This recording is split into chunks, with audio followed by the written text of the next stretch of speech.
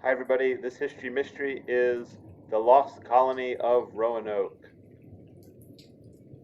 So, in 1590, explorer and governor John White returned to the island of Roanoke in what is today North Carolina. He was actually also an artist and drew some of the pictures and maps in this slideshow.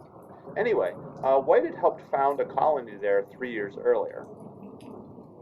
But when he returned, after having been away, all of the people were gone, including his daughter.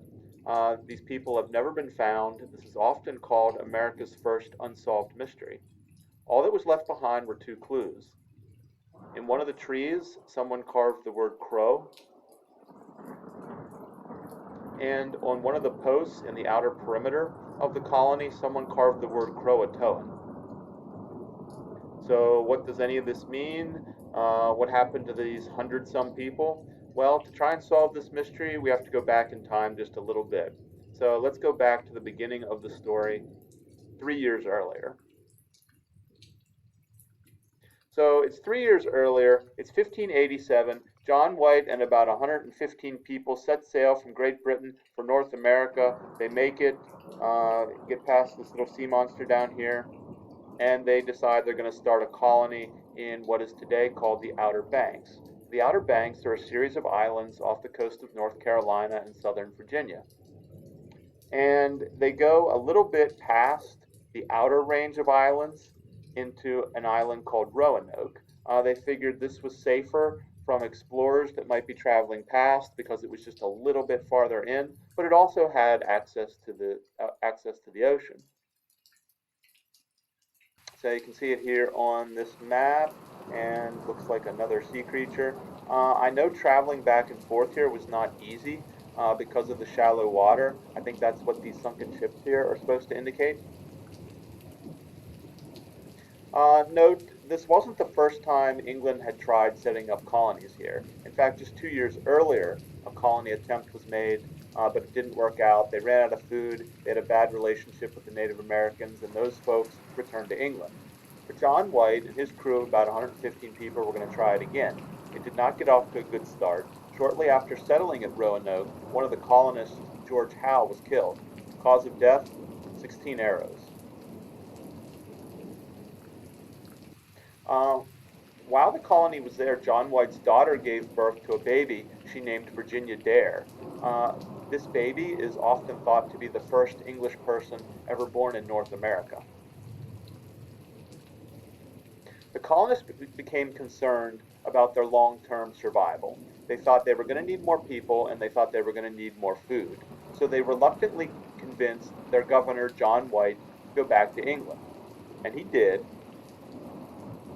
but as you know, when he returned, his colony was gone. The colony had clearly been abandoned for a while. Weeds and grass were overgrown, and all the valuables were taken. So the question remains today, where did this colony go? What do these engravings mean? And what happened to these 115 people? Well, I'm going to present 5 theories. So theory number 1, John White interpreted the carvings on the tree and the post to mean that the colonists had moved to Croatoan Island. Now, this is a reasonable conclusion. I mean, the island is right here. It's about 50 miles away from Roanoke. But there's some problems with this. John White himself thought it was puzzling that they would move to another island. The colony had always talked about moving, but that plan was always to move inland, not to another island. Another thing that would have to take place for that to happen is the colony would have to have made peace with the people living on Croatoan Island. I mean, this, of course, is possible. Manteo, who was a Native American from that island, was very friendly with John White and the settlers. But on the whole, at this time, the Native Americans and the settlers were not getting along. One of the sources of conflict was that the Europeans exposed the Native Americans to diseases like smallpox that they had never built up an immunity for. Another question with this theory is, well, if they just decided to move, why did they leave such mysterious messages? Like, why just write Croatoan? Or why write part of the word crow? Like if you were going to Sheets, you wouldn't write, Sheets or she, you would write I went to or I'm at. It almost implies that these messages were written in a hurry, as if the colony was in danger. So you might say, well, this has a simple solution. Why didn't John White just go to Croatoan Island and search for these people? Well, he wanted to, but the captain of his ship wouldn't. The captain said, there's something wrong with the anchor. I don't think we can dock safely there. We're going back to England. So John White actually never searched for the people there. Theory number two is that all the colonists were killed by Native Americans. So to explain this, I'm going to go forward just a little bit in history to 1607 to the Jamestown colony. So this one is very famous. This is the one with John Smith and Pocahontas. Anyway, if you remember the Pocahontas story, John Smith is captured by her father, Chief Powhatan, and Powhatan is going to kill him, but Pocahontas jumps in and saves him. And there are conflicting reports, but Powhatan is supposed to have told John Smith about the Roanoke colony. John Smith says he was told that Powhatan said there are still 4 people from this colony remaining, and John Smith even went so far as to mark it on one of his maps. But another man that was with John Smith said, no, no, no, that's not what Powhatan said. He said that his tribe slaughtered the colony and that all these people are dead. But if that's true, why have no remains ever been found? I mean, if 115 people were killed like that, there would be remains. Theory number 3. This one we're going to go forward in history a century, and explorer John Lawson comes to the New World. So he writes that he came into contact with the Hatteras tribe, and the Hatteras tribe told him their ancestors were white and were able to read. He also writes that he noticed a lot of the people had gray eyes, which was a trait more common in the European settlers than in the Native Americans at the time. So this area has been searched, um, and where the Hatteras tribe lived was actually the former home of the Croatoan people, so that it actually fits in a little bit with theory number 1.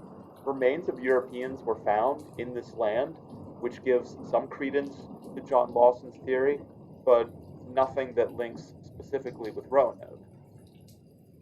Lawson's theory was that the Roanoke people went to live with the Hatteras people and that they eventually became one people over time.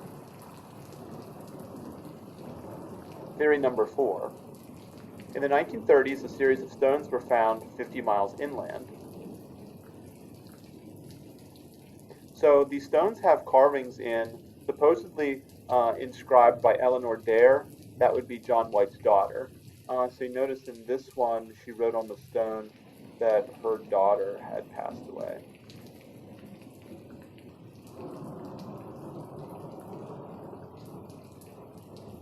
So this one's kind of neat, but it's generally agreed by most scientists that the stones are fake. There's one that they think might be real, but the rest are forgeries. So the one that they think is real, they think it would be very hard to make that kind of forgery in the 1930s. It looks like the carvings date back to the right time period. And it's also interesting that these stones were found 50 miles inland, which is where John White always thought the colony would move to. Like, if you were going to fake it, why wouldn't you put these stones on the Roanoke colony? It's kind of interesting where they were found. And theory number 5. So John White, we said, was a skilled artist and map maker.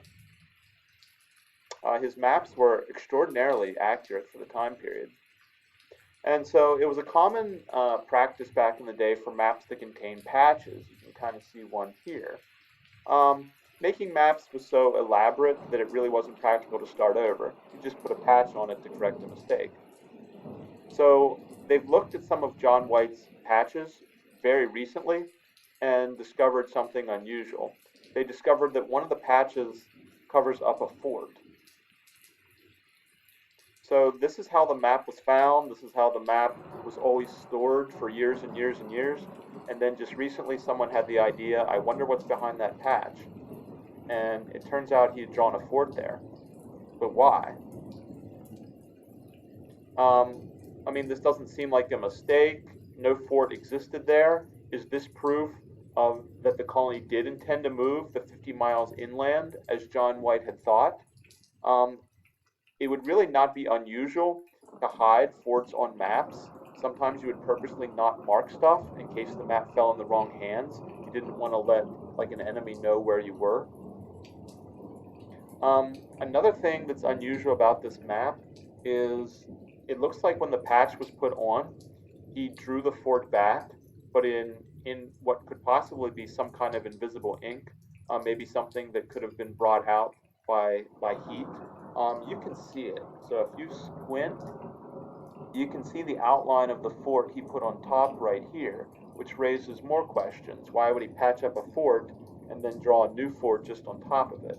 Um, Possibly with some kind of invisible ink. Is this where the colony went just as he had always thought they were going to go?